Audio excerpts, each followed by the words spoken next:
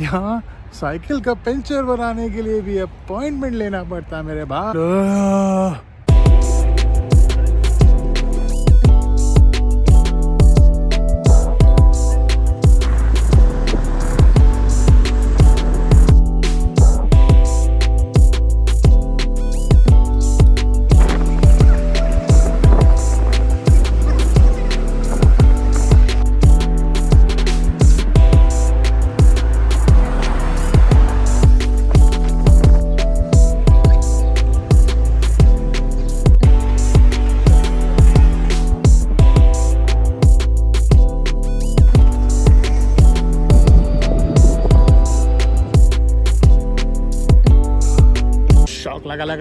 लगा शॉक लगा। So welcome back to TDS vlogs. मेरा नाम है नितिन एंड आज बात करेंगे about cultural shocks between India and Germany.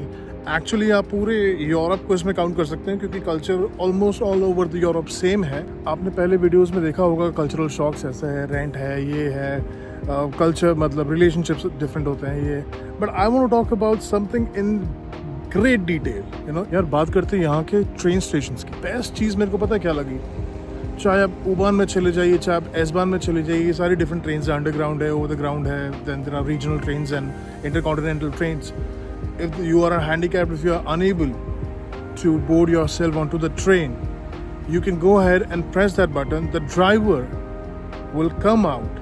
मतलब चलो रीजनल ट्रेन्स में तो चलो मान लिया बहुत वेल एडवांस है, लेकिन एक U-Bahn स्टेशन मतलब बहुत सारे यहाँ U-Bahn स्टेशन स्केची होते हैं। स्केची इन द सेंस लोग पड़े हुए हैं, दारू पी रहे हैं। U-Bahn स्टेशन में मैंने स्पेशली ये देखा है कि कभी कभी तो मैंने ये भी देखा है कि जो ट्रेन ड्राइवर है he himself is struggling like always on the brink of retirement and everything.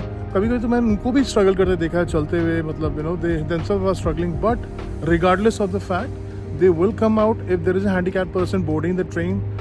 उसके लिए स्पेशल पैडल होता है हर स्टेशन पे, वो पैडल को अनलॉक करेंगे, उसके लिए पैडल ब्रिज लगाएंगे और he'll make sure that he helps you to board onto the train।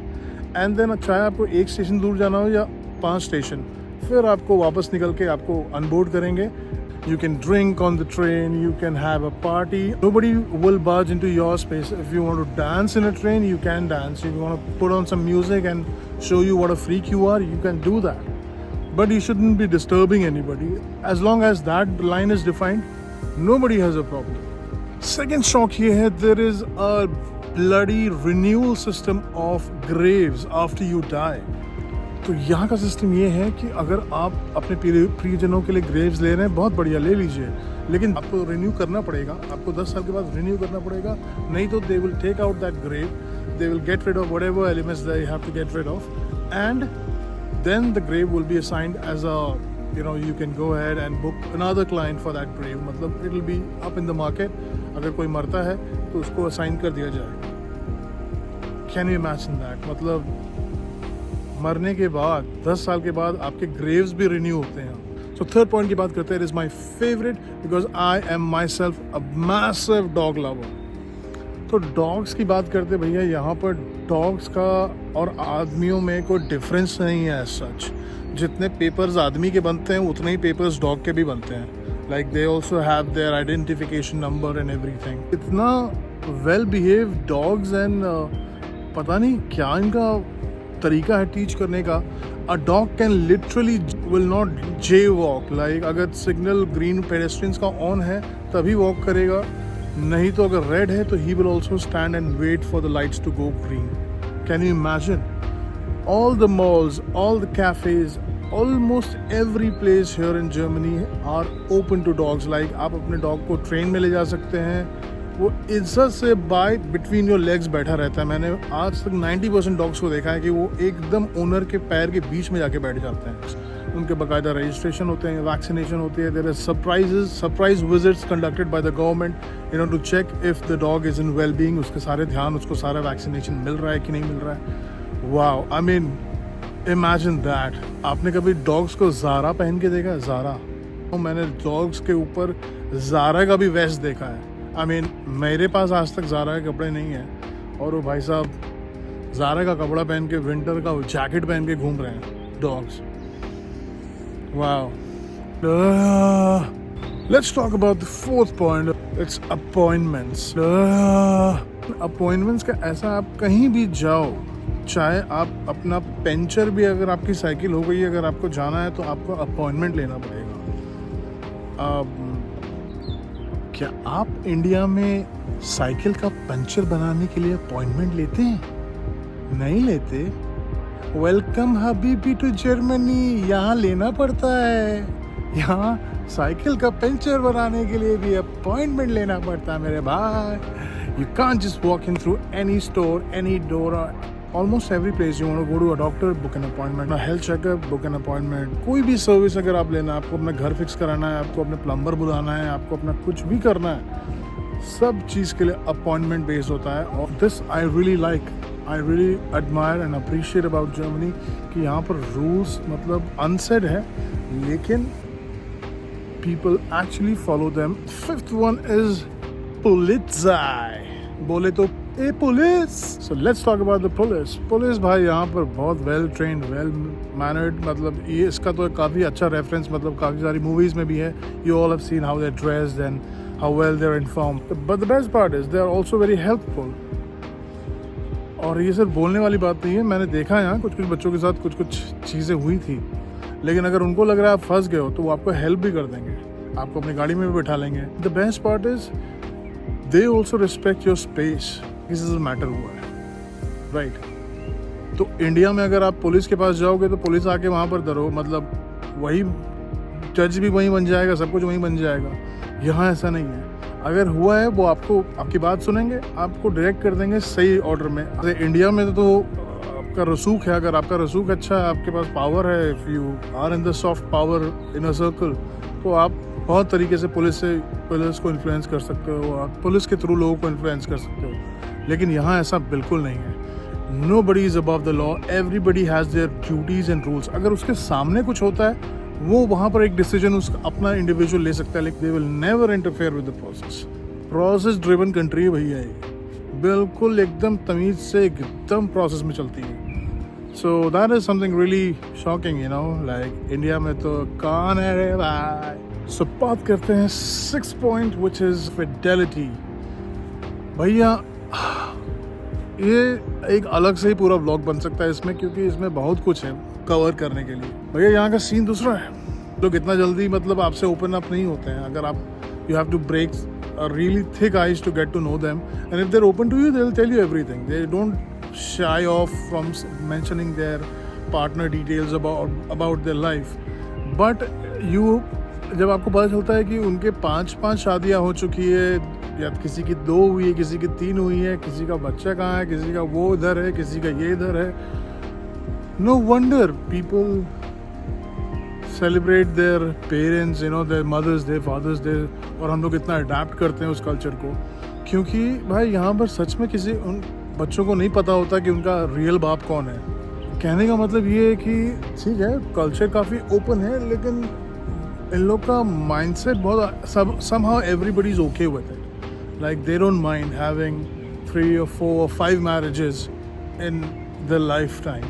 My next point is the education system here. Schooling में यहाँ बच्चों को पढ़ाई लिखाई से ज़्यादा civic sense के बारे में बताया जाता है, like how to cross a road, how to talk to a person, what is a stranger danger, आपको नेचर का कैसे कंजर्व करके रखना है। You can't harm the ducks swimming in the pond, or you can't harm dogs or you know beat them or dogs or imitate them or irritate them, nothing. और आजकल तो यहाँ पर LGBTQ का भी एजुकेशन मतलब right from the beginning, which I don't think is a good thing. I mean there is no business of the such topics to be introduced to a kid at such younger as.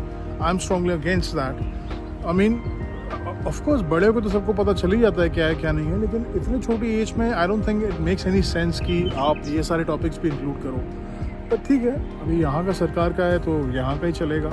यहाँ primary education में massively वो लोग एक civility सिखाते बच्चों को, हल्का फुल्का एकदम माइन्यूट. मतलब जनरली उन लोगों को स्कूल बुलाते हैं खेलने के लिए, इंटरेक्ट करने के लिए. पढ़ाई वढ़ाई बिगिनिंग में बिल्कुल नहीं होती unless you are 3, 4, 5 years old. उसके बाद आपको हल्के हल्के करके टॉपिक्स मतलब बहुत ही इजी तरीके से आपको लिफ्ट किया जाता है. एंड उसमें भी देखा जाता है कि आपको प्रैक्टिकल ज़्यादा वो मिले. मतलब you are going for your swimming classes, your karate classes, your football classes, your dancing classes. I think this is all done to have an overall personality growth of a child. So yeah, I think it matters a lot. मतलब आप कैसे grow up हो रहे हैं और आप किस माहौल में हैं, that really defines the kind of person you're gonna be in future. And yeah, this was quite amazing to watch, and I would not call it a shock, but yeah, it was definitely different. Everything in the process and rules is everything. So much so that कि अगर आपने खाना order किया है और आपका पेट खराब हो गया और आपको वॉमिटिंग हो गया, you can call the controller और वो जाके उस रेस्टोरेंट में उसको सू कर देगा. और ये पहले तो जाके चेक करेगा सरप्राइज विजिट. अगर कुछ प्रॉब्लम आया, they will sue them and they'll be charged high fine to go ahead and complete the process, and then that shop can reopen.